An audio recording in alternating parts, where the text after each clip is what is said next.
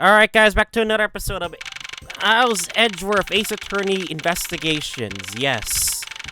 We are finished with part one of the investigation, and yeah. Game's going solid so far. We're still in tutorial mode, but regardless, the game has been pretty fun, seeing some familiar characters, having to play as Miles Edgeworth, and like a lot of mechanics similar to like the court cases in a way. So anyway, we got kicked out of investigation, of course, but regardless, we gotta move on with that. What is with that prosecutor? I can't believe how rude he was. It was unbelievable. Please maintain your professionalism, detective. I'm gonna find some real solid evidence proving Maggie's innocence. You'll see, sir. But we've been just kicked out of the crime scene, sir.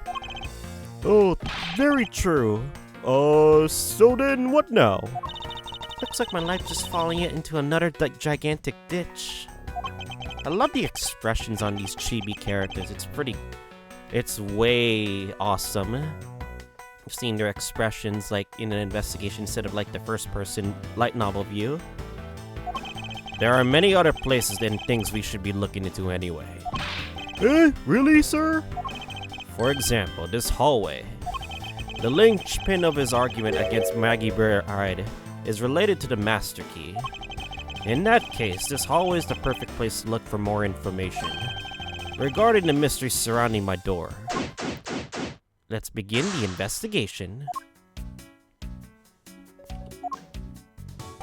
Yes, sir. Anything of interest? Detective Gumshoe, you look rather intrigued by something. Care to share? Oh, it's nothing, but I noticed that Mr. Portsman calls himself Partner Jim.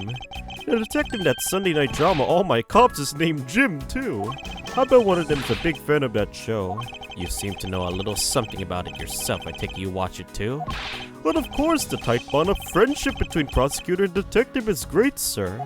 But it's nothing compared to the super strong friendship we have. Oh, ho, ho, ho, ho. Friendship, detective?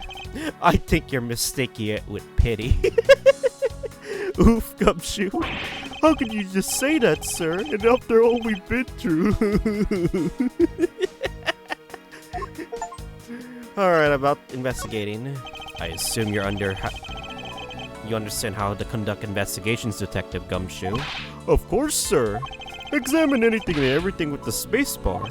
By checking various things out, we can gather all sorts of evidence and information. You can see the evidence we collected with E. For information, it leads its Q. Oh, that's it. Great job, sir. Deductive reasonable is the ways of, well, I can't even speak right now. It's clear deductive reasoning. Detective, clearly you lack something, and your pronunciations as well, even though I'm the one doing the pronunciations wrong. Okay.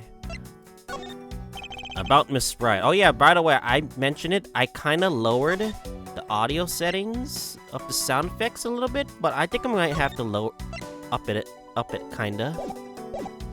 About Miss Maggey Byrde. Ain't no way she's the killer. Please don't tell me you buy that accusation, sir. Rest assured, I think she's innocent. However, I need to ask her a few things regarding the security guard position. Well, if you're only asking, that's okay. Just stand next to her and press spacebar. And you two can talk about whatever topic you pick. But when you want to ask about evidence, all you have to do is present it with her T. After you choose what to show her, press T again, and off you two go. Do. And I recommend showing different people different things. You'd be surprised by what they say. Thank you for the explanation, even though I don't recall asking for one. Oh, just so you know, so you can just show me evidence in the same way too. I do believe it's time to get down to business and ask some questions of Miss Maggey Byrde. Ignore it again. Okay. Alright. Talk about so I'm just a low detective, so I'm not sure what I should do with the other than arrest it. Is that the only talent you have? Oh wait. What about him? Oh wait, I can't present this? I can't present profiles for some reason. Oh my god, okay. Alright. Let's talk to Maggey. I was wondering if I may speak with you for a bit concerning this case. I've always been a big fan of the courtroom, but this This is like a dream. A dream where I'm being cross-examined by the Miles Edgeworth. I cannot let this chance pass me by. I must remember to ask her about the Master Key. I should jog her memory by showing my notes to her with tea. Have you ever met the victim before? Well, I've seen him a couple of times before when I had to go to Mr. Portman's office. Mr. Faith was always playing with basketball with the Mr. Portsman, sir. That sounds like fun. Just once I'd love to play with them. It sounds fun, but the only person ever taking a shot was Mr. Portsman. All Mr. Faith ever did was pass him the ball, sir. On second thought, I don't think I have fit all that well with him. Maggey Byrde. Miss Maggey Byrde, correct? I take it you're an acquaintance of the detective. She was under my supervision back when she was on the force, sir. One day she got caught up in a murder and another one, and then things started going downhill, so she quit. Oh, but I owe a lot to Detective Gumshoe for introducing me to my current employer. Or so I thought until a few hours ago. Right before I was about to clock out for the night. You got caught up in this whirlwind of a case, correct? Don't worry. My whole life's been nothing but a whirlwind of bad luck and failures. But even though Phoenix Wright has helped me. Since I was 6 months old, I fell from the 9th floor of my apartment building. I've been hit with all sorts of vehicles, gotten sick from all sorts of food. Failed at almost every test I've taken, experienced almost every kind of disaster. Now I even managed to be named a criminal just when I become a security guard. That's a lot to go through in one lifetime. I know, and just when I thought I had finally found my happiness, I wound up getting you and Detective Gumshoe involved in my bad luck. You don't need to worry about me, Miss Byrde. Nor do you need to worry about yourself.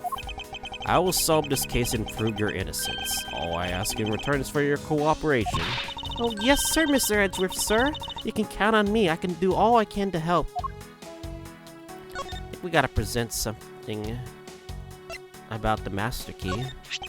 So when did you discover that the Master Key was missing? By the time I realized it, I think it was around 1 a.m., sir. And I noticed it back around 2:30 a.m. I was just sitting there on the ledge where the security room's reception window is. But I'm sure that between those 2 times, it was not just gone, but stolen, sir. Missing from 1 a.m. to 2:30 a.m. Why is such an important key stored in such an insecure place?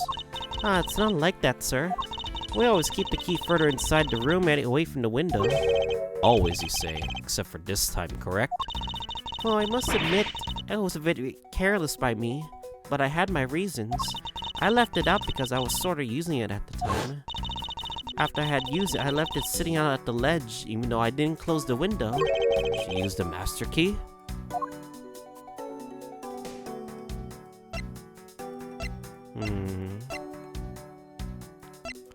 If you believe to be issued a revolver, security officer, I'm not sure what to do with it other than to guard it. I like talking to another gumshoe. What about the secret safe? Nope, nothing. Uh-oh.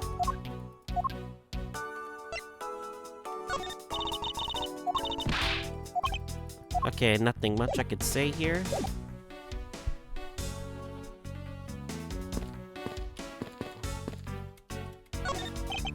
What is a basketball doing here? Oh, that's Mr. Portman's prized possession, sir. I heard he also plays soccer, dodgeball, and even tennis. And not a single one of those sports is suitable to be played in the hallway.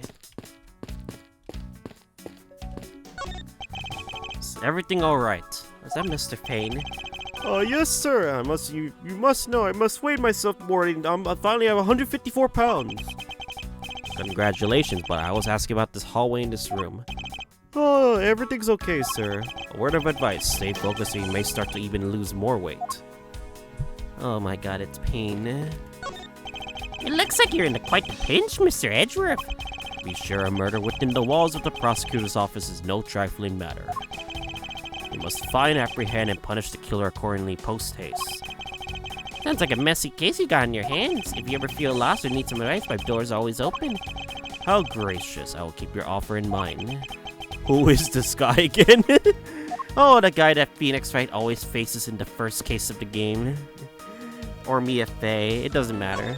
Why the fuck is a basketball hoop doing here?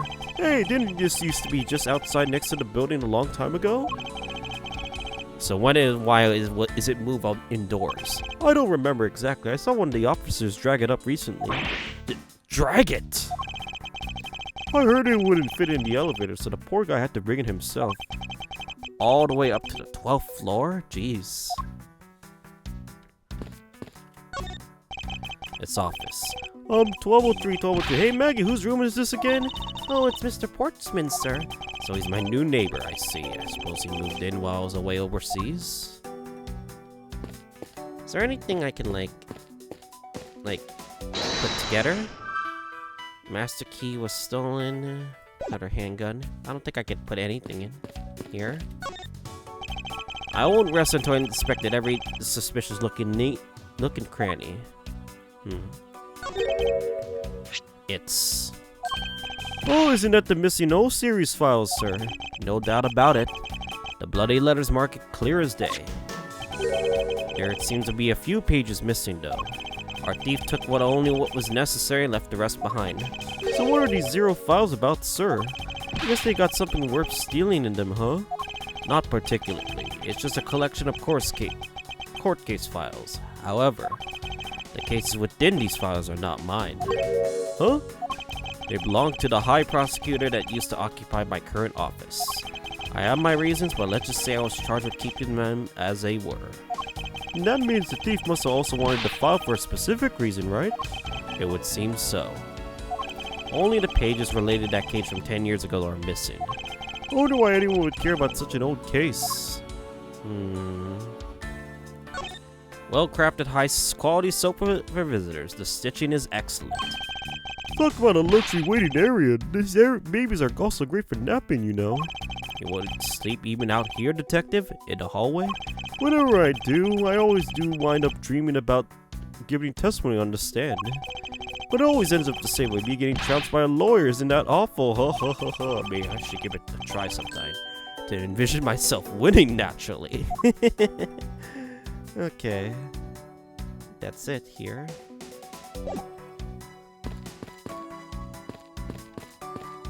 Can't go back inside. I won't rest until I inspect every suspicious looking in cranny. Level 2. These 4 numbers and a number plate alone proclaim to be my office. Whoops, hey, these number plates slide right out, sir. They have to be able to take the plate off when a room becomes vacant, you know. Although the idea that can be so easily removed is kinda... I don't see any signs of forced entry.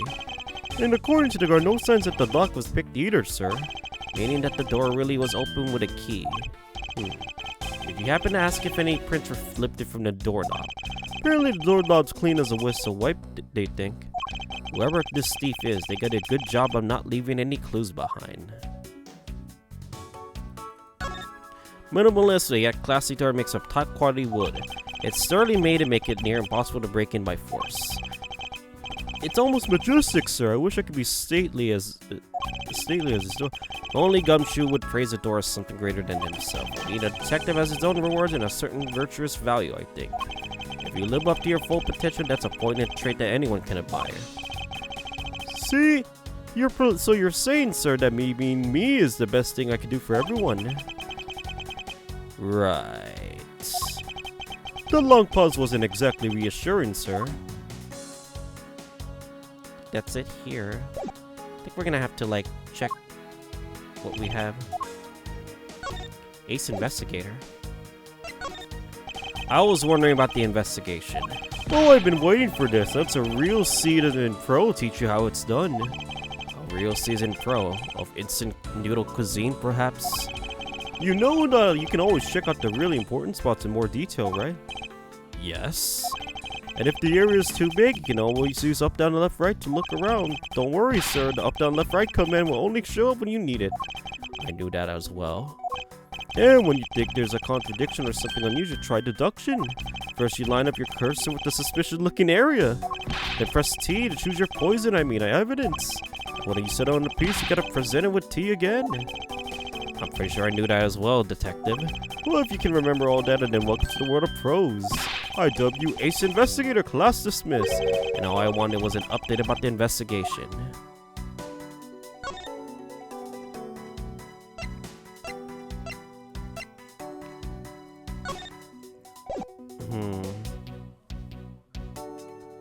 I can't present any of this. Let me check if I can, like... Your prosecutor's badge is really tiny compared to my police badge. Oh, but it's really cool, sir. Much cooler than my badge could ever be. There's no need to be a suck up to me, Detective.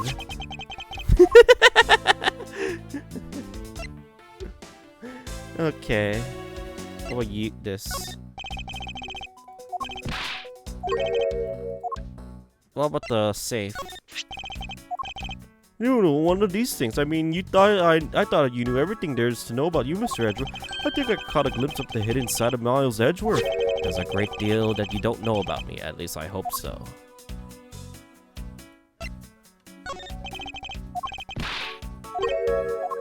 Okay, we're gonna have to, like, figure this out.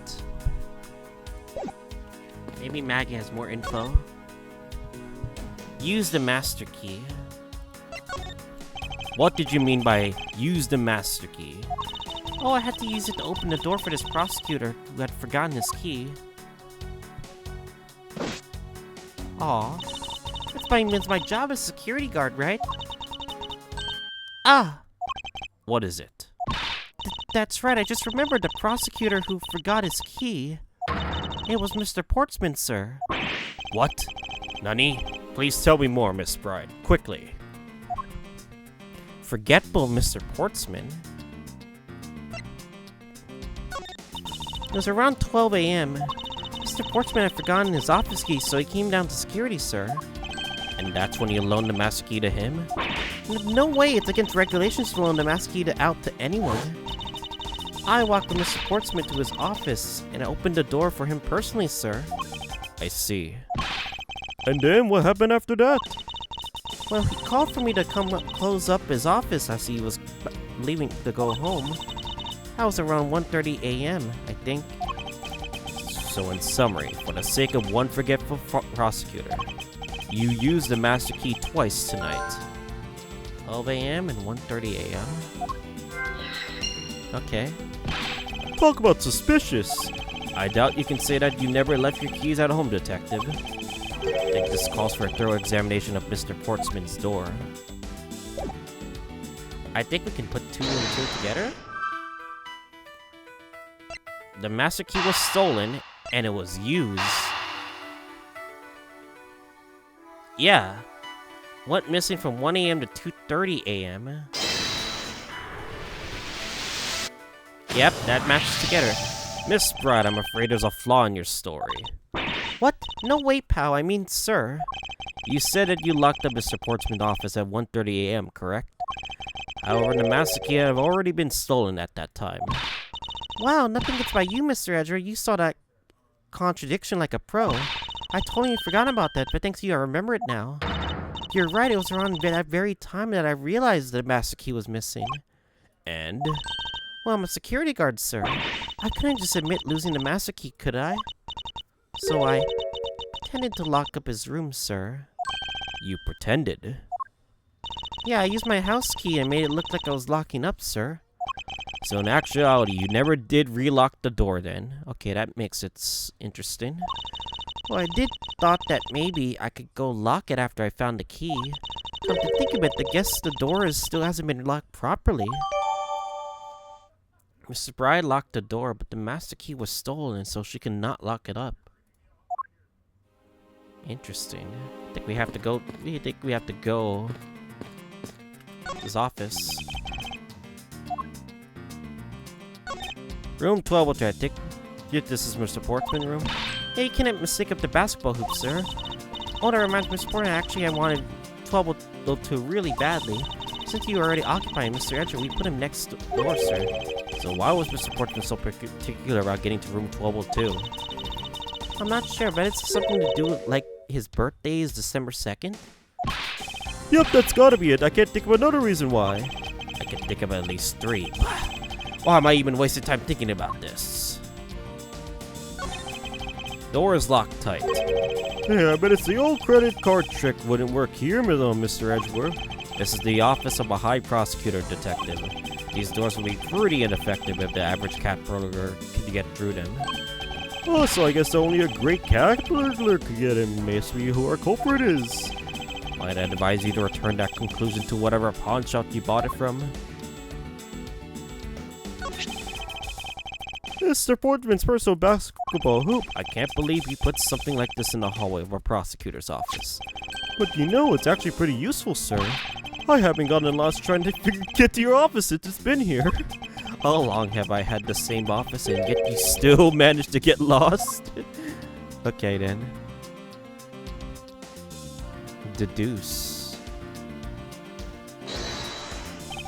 Is the spot connected to any of the evidence I hold?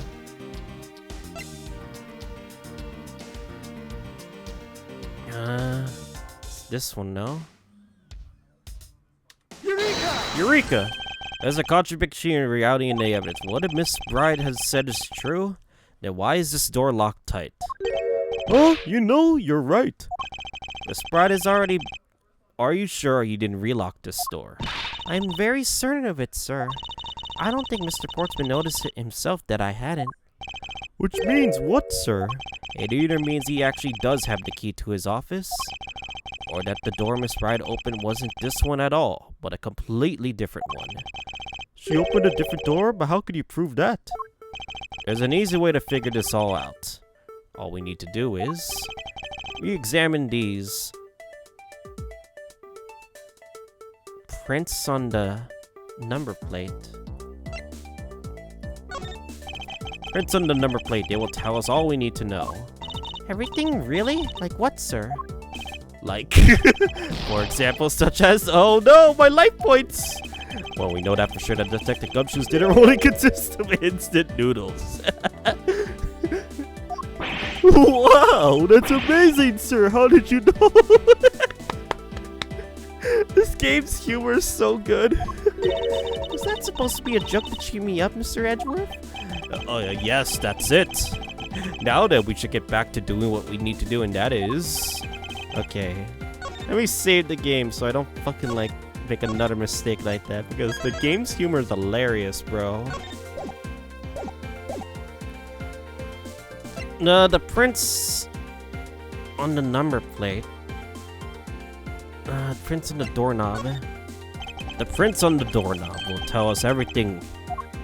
Hey, you, pal, do us a favor, see what you can lift this from this, okay? So what did you find out? There's no need to be belligerent nostril flaring. Sir, I've only had Mr. Portsman and Mr. Fate's prints on this doorknob. So only 2 people's prints were found on this, huh? That's pretty decisive. Oh, I'm lost, sir. Thinking logically, a certain other person's print should have been on this knob as well. Now then, whose print should have been on this doorknob? Maggie's, no? Take that! Don't you find it odd that the prints of the person who unlocked this door are absent? Oh, you mean... Yes, the door that Miss Maggey Byrde opened cannot have been this one, but a different one. Not found on the doorknob. What have we have here? Oh, what is that? I won't rest until I listen every... Okay. Hey, look, a basketball. Is this basketball property of Mr. Portman? Yes, sir. He's always ready for a match. Basketball, soccer, dodgeball, tennis, it doesn't matter what sport it is, he's game. Although I think it'd be a little hard to play tennis with this ball. That isn't the point you should be focusing on, Detective. Oh, you're right, sir. You know, I know I should be focusing on. Bad, Mr. Portsman. Someone should teach him how to clean his toys up after he's done playing. I think we reached the end of this conversation. Hey, Jared, Gumshoe is always stupid as always. Is this pretty funny? A minimal... Okay, talk party. It's majestic, sir. Fits in real world items and prosecutor's office. Even Mr. Portsman seemed different. Okay, nonsense. A man doesn't become more or less dignified where he works. Oh, he still seems more dignified than Mr. Payne. Mr. Payne, I suppose custodial work can be also dignified? What is this? It looks like a scrap of paper. I'll get it, sir. Let's see. Let's see. Oh, there's something written on it. I brought the... Looks like a note from the victim. I brought 3 pieces of evidence by. Just like we talked about on the phone. It looks like you're out. I guess I'm gonna catch up to you later, buddy. Yeah, it's from Mr. Portsman. Well, it's my buddy, though. What's this? What are you looking at, sir? Oh, hey, what about a game? That's okay, detective. I found the position of this hoop to be a little off. Hey, you're right, sir. I guess it shifted when someone made a seriously sweet slam dunk. Positioning of this hoop is definitely unnatural. I better take note of this. Sitting in front of... But why is it being moved? Interesting. Guess the investigation is complete with all our life points back to restored. Poking around this hallway has actually paid off quite handsomely. Huh? How so, sir? In a variety of different ways. I think it's time we had a little chat with the real culprit of this case. You know who the killer is? Wow, Mr. Edgeworth. As long as my logic is sound, then yes. The master behind this murder is none other than Mr. Portsman. Nani? Mr. Portsman? I know it. That's exactly what my logic senses were telling me, too. I suspected it was him for the instant he accused Maggey of being the killer, sir. If we're going by that logic, then yeah. That is anything but logical, but okay.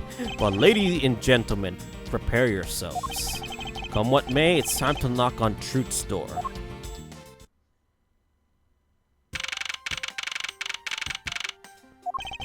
Mr. Portman finished brushing the bloody letters, sir. Alright. Let me take a gander at it. Pass it here. What is this? Okay, looking good. You there, take good care of this. Whoa! Well, if it isn't Detective Gumshoe. End of the line for you, Portsman. We got you now. Call off your dog, Mr. Edgeworth. Is this some kind of joke? It's no joke. We know, Mr. Jocks Portsman, that you are the guilty party in this case. Oh? You must be pretty upset getting chased out of your own room. I'd be mad too. So I guess you can stay if you promise to stay out of our way. You intend to hide your crime under the disguise of a prosecutor doing his job? I can see right through your unsightly paper-thin mask you wear upon your cowl. Who'd have ever thought it would come to this? Alright, actually come think of it, your mentor, Manfred von Karma, was von Karma, right? That personal. The legendary prosecutor had never lost a single case for 40 long years. But there was always this incessant chatter about forged evidence with that guy.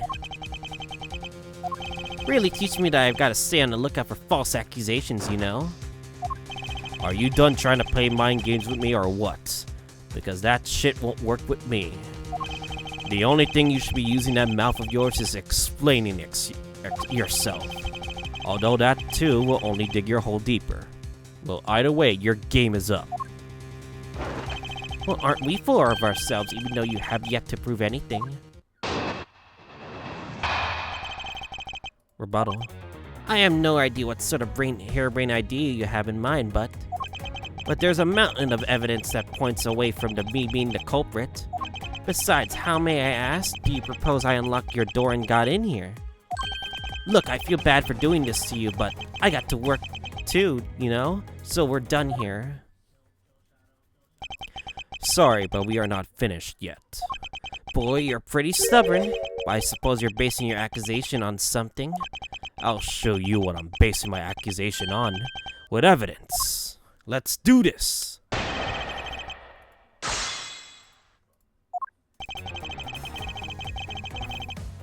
Hold it! My accusation is a harebrained idea, is it? You tell me. I'd say it is, after all. That's it? Stupid pressing. Oh? And pray tell, what kind of evidence are we talking about here? Jim was my partner, so you can't say I had a motive for killing him. And that's it? That's not even an anthill, let alone a mountain.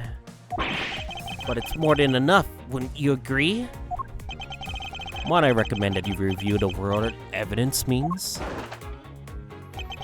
It doesn't change the fact that the evidence doesn't point to me as the killer.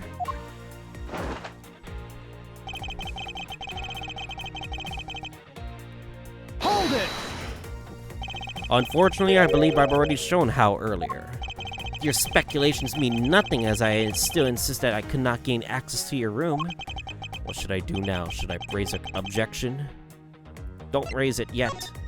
I need to gather a bit more information. What's wrong? Don't tell me you got all you want to show is your find fault with my flawless logic. Hold it! I don't think so. Oh, and why is that? Because there's a flaw in your reasoning. Are you calling me a liar? So, where's your proof? The saying evidence is everything isn't limited to just the courtroom, you know? You need not remind me. I'll show you all the evidence that you want in time.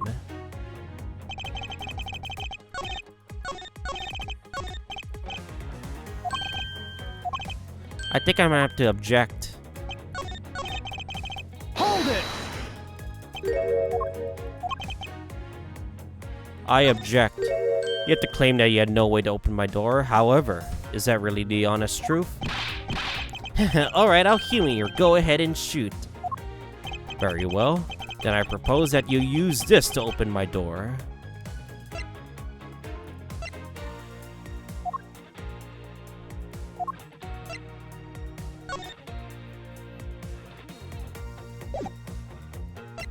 I mean, it's the master key, no?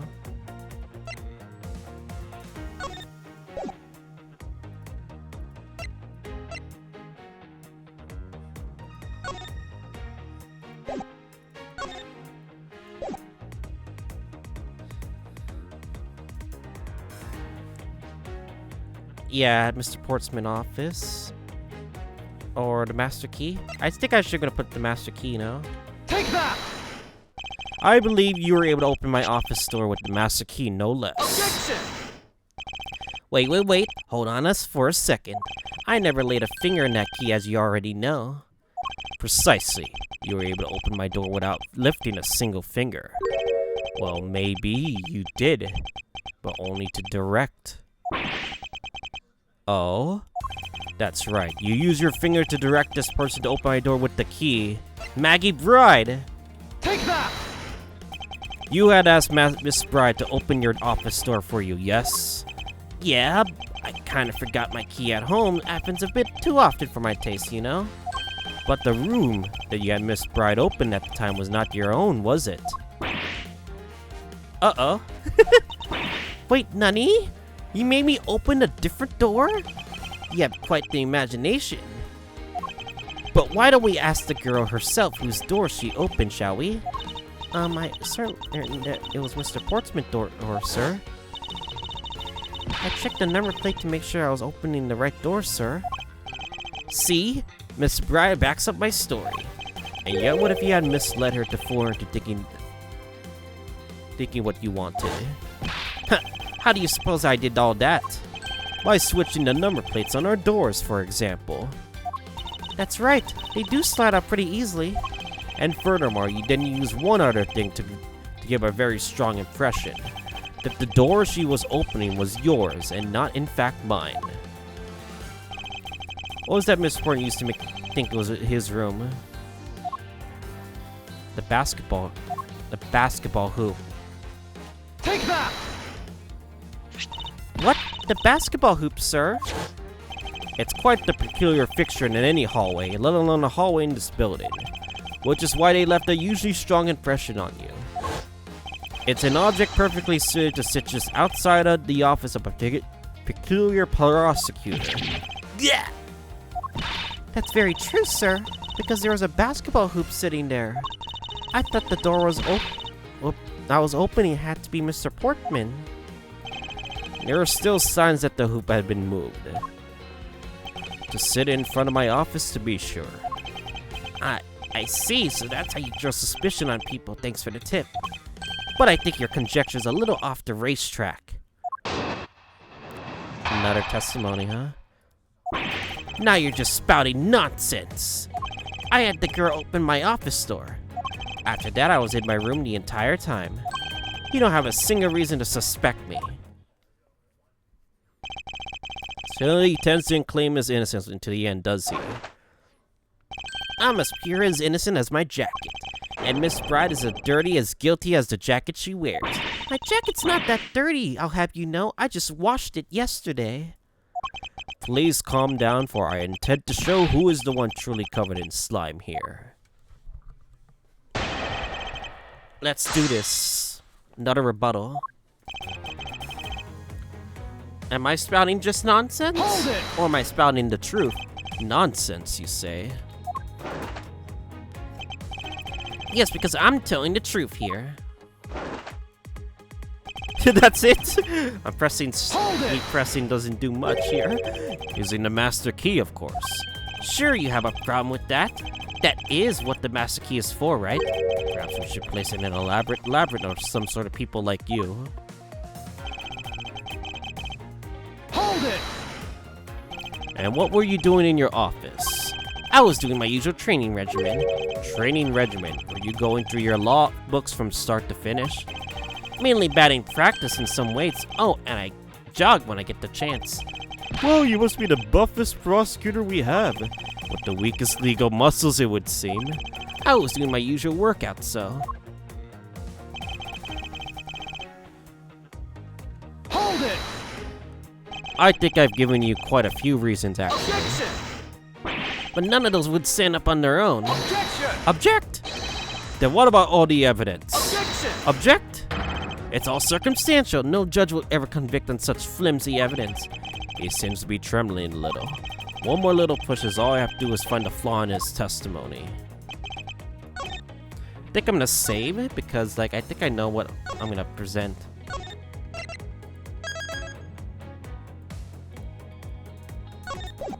Okay. I had the girl open my office door. Is that true? Is that true?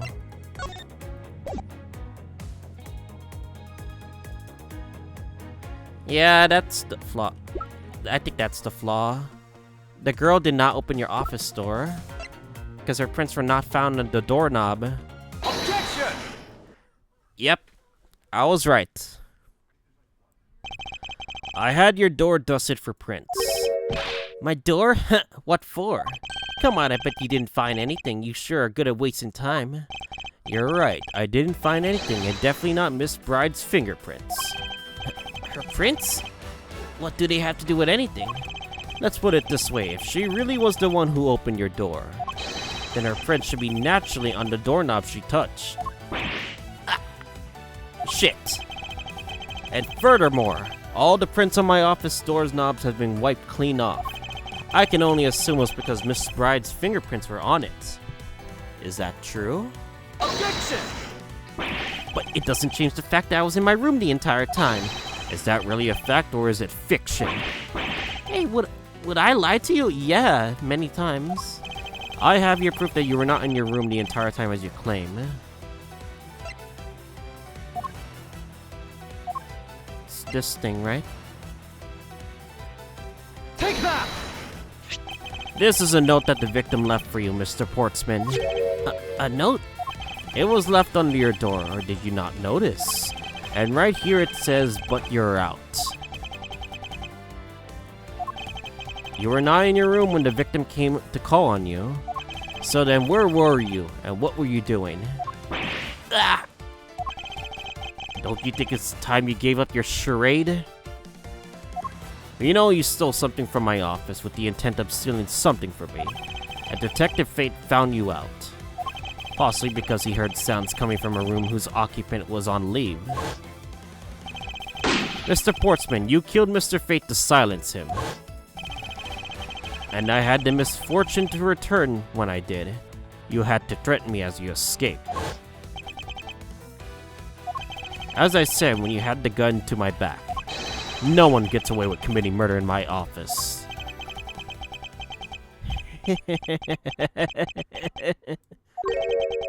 Oh?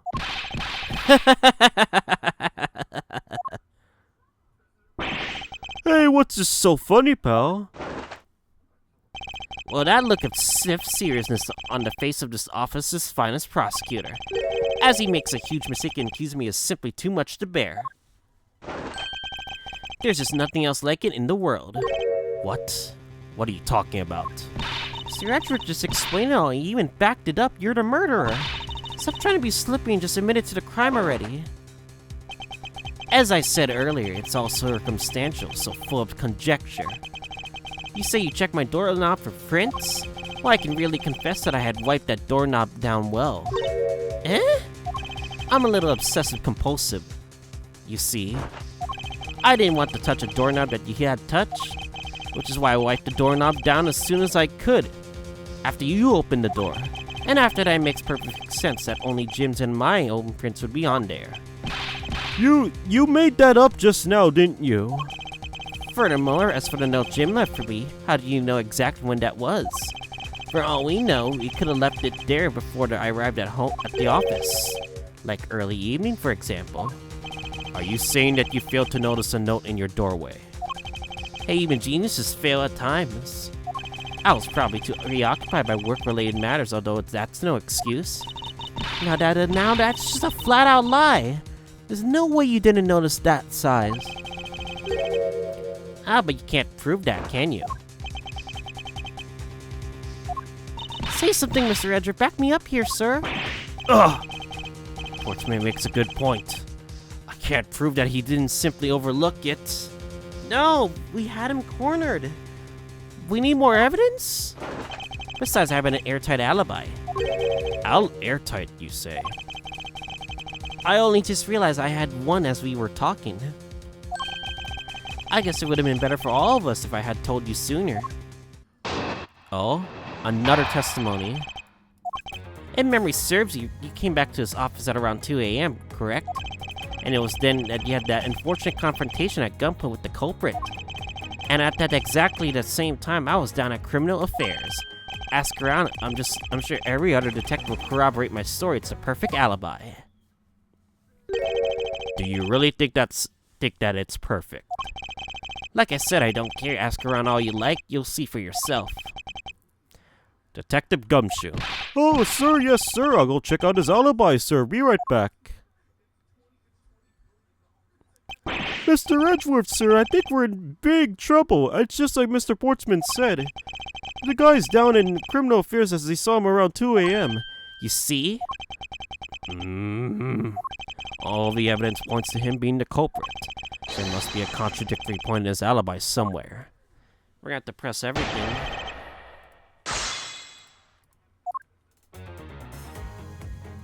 Hold it! You are correct. It was around 2 a.m. Are you sure? It's really important to me that you're spot on with the time. I remember checking my watch then, and make no mistake, it was 2. Oh, give me testimony like a pro, so you came back to your office at 2.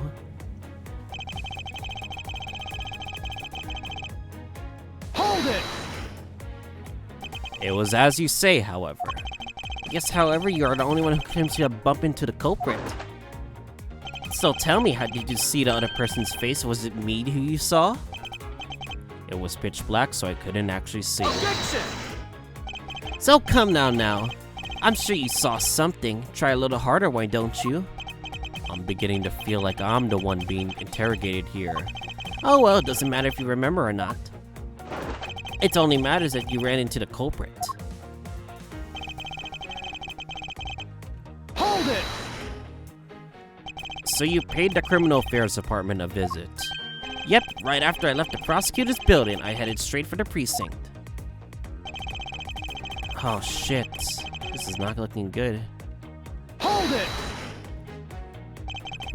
We did go ask around to confirm your testimony. It was just as I said, right? Yes, sir. A number of detectives said that they saw you at around that time. See, I have the perfect alibi. That the ace up I had up my sleeve. Impossible. He actually does have the perfect alibi. What's wrong? Why the sudden sullen look on your face? Can't you say anything back, Mr. Edgeworth? I think we've reached the end of our line here, and it's time to get off this crazy train. You there.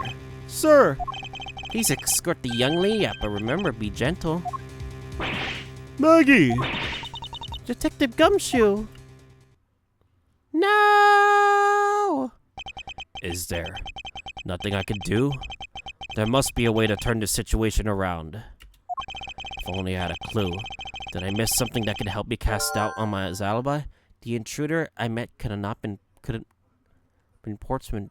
Then who could have been? I need to calmly think about this through one more time and with logic.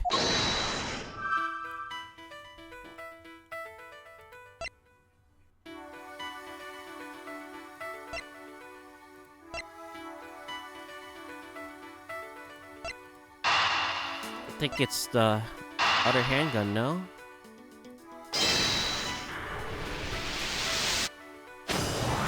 Another handgun was used. There were 2 bullets left at the scene of the crime. One that robbed Mr. Faith of his life. And one that nearly robbed me of my jacket. However, the murder weapon only showed signs of being fired once, meaning that it's entirely possible that a second gun was used in my office tonight. But seeing as how the killer had to steal Mr. Fate's gun, I doubt the killer had another gun up their sleeve, did they? Therefore, the second gun must have been the property of an entirely different person, which could mean that there was another person who paid a visit to my office tonight. Maybe the victim and his killer weren't the only visitors to my office tonight.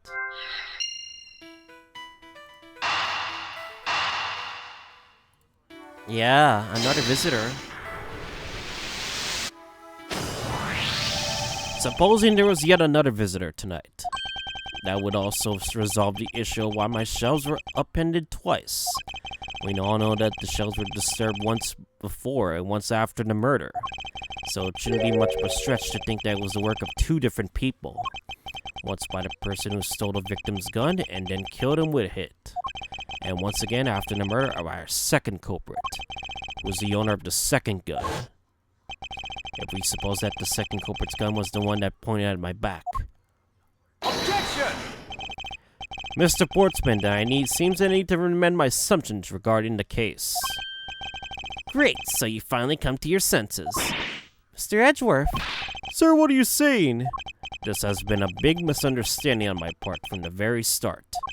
As I had assumed that the person I ran into was the killer. That may not be the case. What do you mean? The person I ran into was just your average thief. A thief?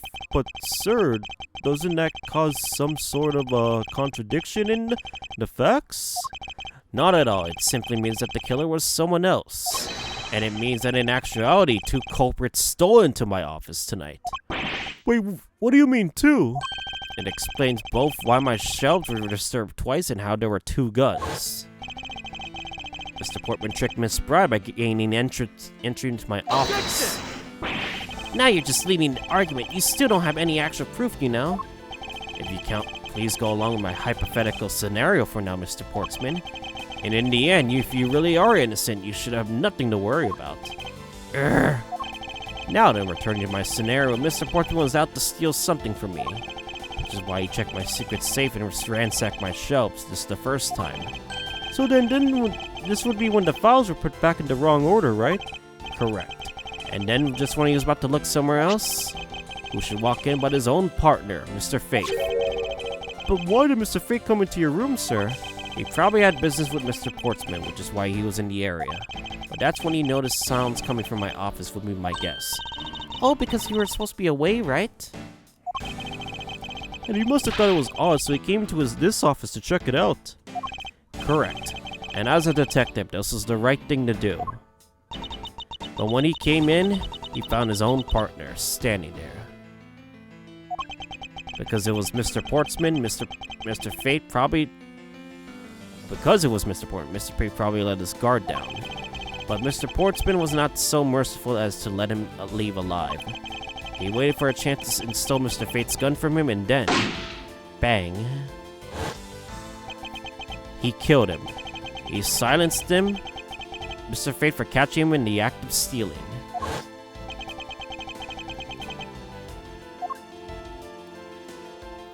That makes sense, huh? This was the moment in which the first shot was fired. The one that landed in my files. Following that, Mr. Portsman wiped the gun down and left it behind as he made his exit.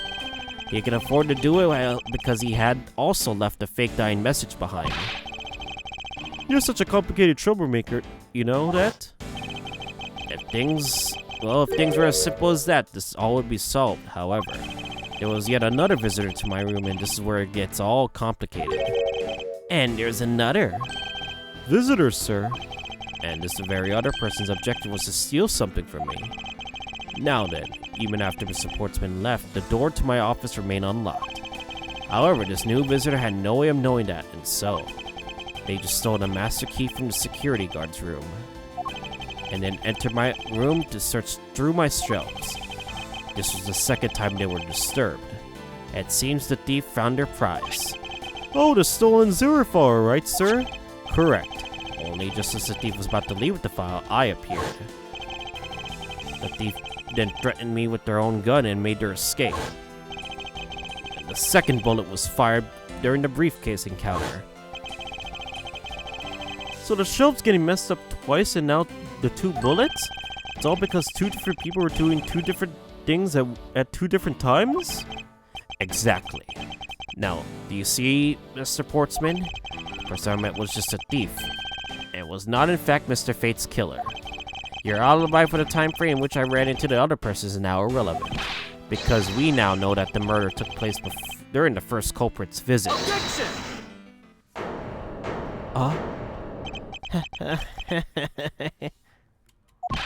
What's so funny, pal? Absolutely splendid. Your scenario explains everything. Of course it does. It's Mr. Edgeworth after all. But you know, it still doesn't change the fact that it's still all circumstantial.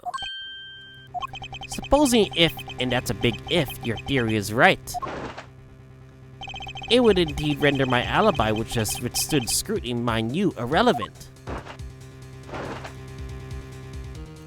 But there is still one defining point of your argument for which you have no evidence of. Your supposition was the first visitor. The owl was the first visitor. Mr. Edgeworth, you can't let him get away with that, sir. But he has a point. I absolutely have no proof at this point. Don't say that, sir. I don't believe this. Don't worry, Maggey. I'll do something if I must. You know something? I find you out to be somewhat peculiar, Mr. Edgeworth. If the person you met really was a plain old thief, then why is that person not your main suspect? That is, if your theory is correct. Because you killed him, no? What, new music? Is this truth or dare? Okay. That thief you ran into should be your real suspect, wouldn't you say? We should be out there looking for that thief right now. They might still be nearby. I hate to repeat myself, but I've already said it. I was straight in my room, and when Jim came to deliver some evidence to me, I was down at Criminal Affairs, so I can't be expected to know what happened around here after I left. So you think we should be out there looking for the thief, huh? Oh, of course, now isn't the time to be having these dead-end discussions. I don't think it's all dead-ended. I find your alibi to be fascinating. Let's continue where we left off, shall we? I know he's lying. I know he was here, at the scene of the crime. I just have to find a way to prove it. Alright then. Objection! Hold it! Or hold it. Damn, this music is cool. Actually, no, I wouldn't. Why not? That's elementary. The dying message, of course. Mr. Fate's killer clearly left those letters on the spines of those files. And it was after they were on there that the thief stole one of them. You mean the 0 files, right? And that's how we know the letters themselves were a setup, and not from Mr. Fate. And if the thief was the killer, do you think they would try to undermine themselves? Or maybe the killer just didn't think of that either? And that must be it, maybe, just maybe. I have a feeling I know what I'm theorizing here, but we'll see. Hold it! Once escaped, I highly doubt a thief would linger nearby. Well, you never know. maybe they didn't get what they were really after.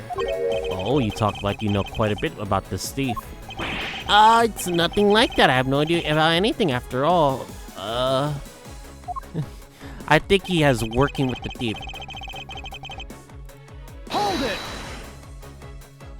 But according to Mr. Fate's note, Hold on, I thought we already cleared that up. didn't we say that Jim left that note for me in the early evening?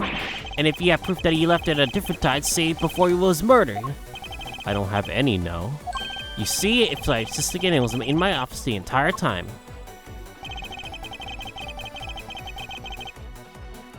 Hold it! Why didn't you go there with Jim? I mean, Mr. Faith. That's because he said he was tired and was going to take a quick nap. And you know those sofas in the hallway? He likes to sleep on those. It's one of his habits. And what of the evidence he brought? They were things related to yesterday's case, just two of them, a gun and a pendant. Interesting. This piece of testimony seems too crucial to let slip through the cracks.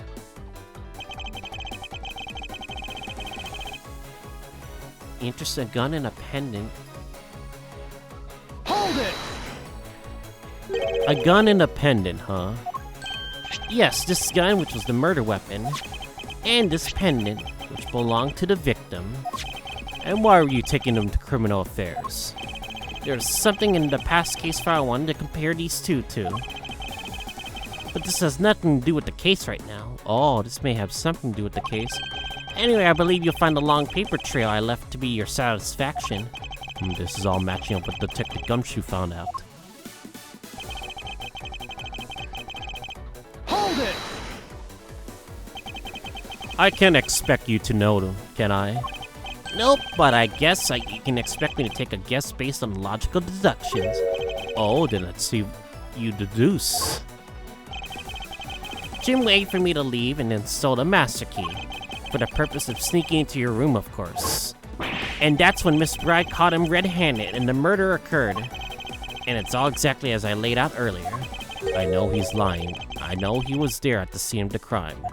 I just have to find a way to prove it. I think it's this one. A pendant. What does this pendant mean?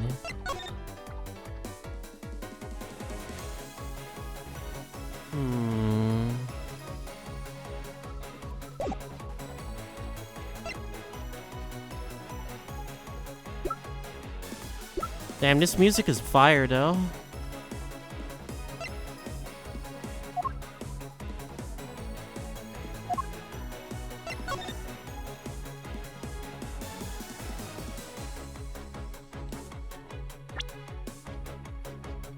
I'm trying to think right now. I'm thinking it has something to do with the...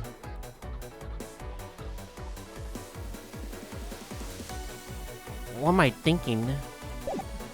I'm literally thinking, what evidence should I put out?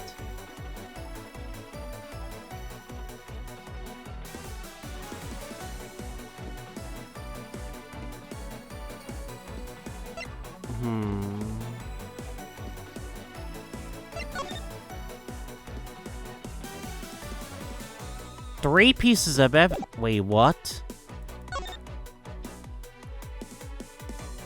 Wait! 2 items! Oh no. 3 pieces of evidence. That's it! This must be it! Objection! He fucked up.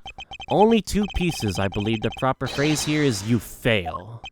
Excuse me? You fail as a prosecutor, Mr. Portsman, as you intend to keep evidence hidden from me. What are you talking about? I haven't hidden anything from you. Here's the pieces that I think you should read carefully. It says Mr. Fate was bringing 3 pieces of evidence. Yes, so this is the victim's real dying message to you, Mr. Portsman. I can't believe to get tripped up by such a simple arithmetic. Where is the missing piece of evidence? You have it, don't you? Only the guilty would make such a face. Detective Gumshoe, You don't have to say it, sir. I'll pat the guy down from head to toe. Ah! Wait, what? Don't come any closer. I'm warning you. This is all part of the investigation, pal, so don't even think about stopping me. No! Hey, what's this? He had this on him, sir. Despite what you said, it would appear that you do have something to hide. But why would he hide something like that? There's only one reason why anyone would hide evidence of this caliber. Because it would equivocally point to that person himself as the real killer. Yeah. Let's examine this videotape in a little more detail. For the section of the tape that will drive the last nail in this coffin. The KG8 incident. KG8 incident? That's a police case number, sir. Does that mean the video is evidence from that case? Interesting. However, what's recorded isn't really what's important right now. Let's give the casing a thorough once-over. Blood. Oh, that's blood, isn't it? Yes, and I believe this is what the good prosecutor was trying to hide from us. This blood is still fresh. You mean this might be Detective Fate's blood? No, you got it all wrong. No amount of denial can save you, but we have run a blood test to find the truth. You told us that you had received evidence from the victim earlier. And now you will tell us when and how did the victim's blood find its way onto this video. But yeah, it's totally suspicious. Was it at the moment of his death? Did Detective Fate have this videotape on his personage when you killed him? You know very well there's no way to prove that. Not even if we were to examine this tape for fingerprints? Gah.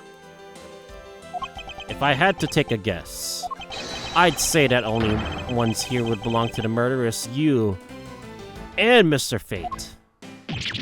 No, impossible.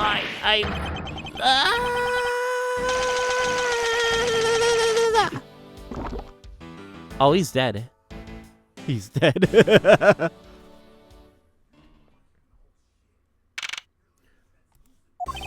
Mr. Portsman has been placed under arrest for the murder of Detective Buddy Fate, sir. Pepe Hen's Buddy Faith, no. Very good. And the results we got back from for the lab techs on the tape turned out to be real solid, sir. The blood work come back and definitely from Mr. Fate's blood on there. And as a bonus, they were able to lift a few of Mr. Fate's fingerprints as well. Thank you so very much, Mr. Edgeworth.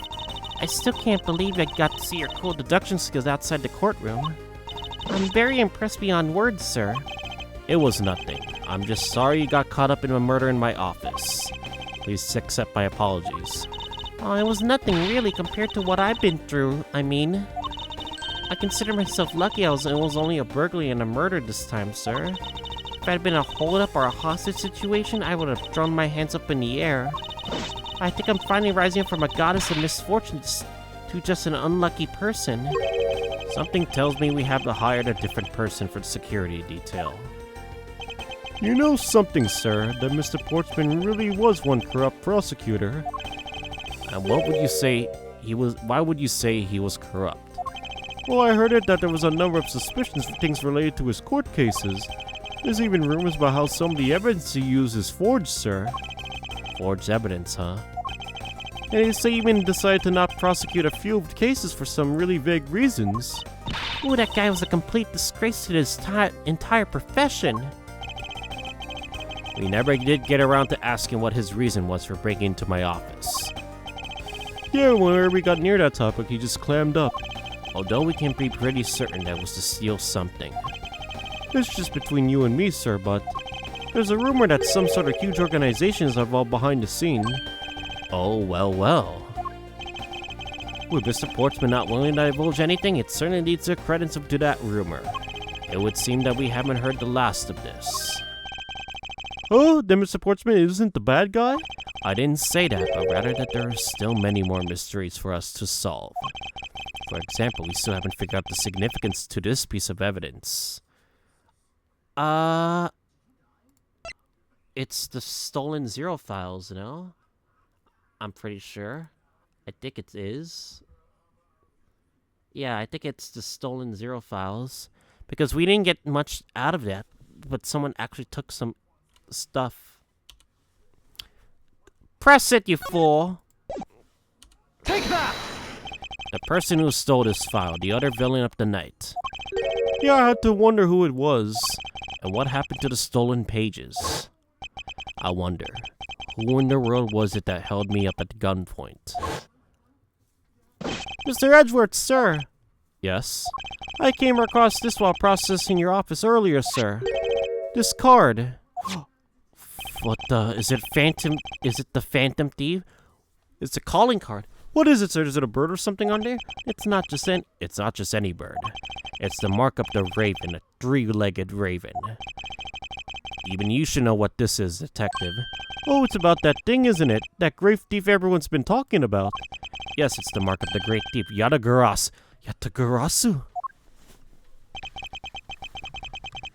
Under the mark of a legendary bird, the Yatagarasu is noble to the end. A modern Robin Hood. Labeled mysterious and phantom-like, the Yatagarasu appears and vanishes at will. Although we don't know much about this thief's ultimate goal, we do know the targets. The Yatagarasu likes to find and make public evidence of corrupt dealings of all sorts. The theft is always performed in silence, and always with perfection. Once a target is chosen, no dramatic calling card or something. Instead, a Trojan corporation or infiltrate with the target noticing. Some days later, the evidence was found sent out to the mass media, along with this single card, although it has been a while since the Yatagarasu's last appearance. Hey, Mr. Edgeworth, looks like something written on the back. What? Let me see. Looks like the location of where the thief put the stolen files. So the person who stole the contents of the file was the Yatagarasu? Yatagarasu. Organization. Quite a few keywords are popping up to this mystery. The murder in my office. The return of the great thief, Yatagarasu. Looking back, I can't say I didn't see these events coming, but for they were heralded by this incident that began to occur 2 days ago. Dun dun dun! The end. Well, that's a very nice, good decent start to the first case of the game. And yeah, that was it here. And yeah, I guess I'll see you guys all next time as we do episode 2, Turnabout Airlines.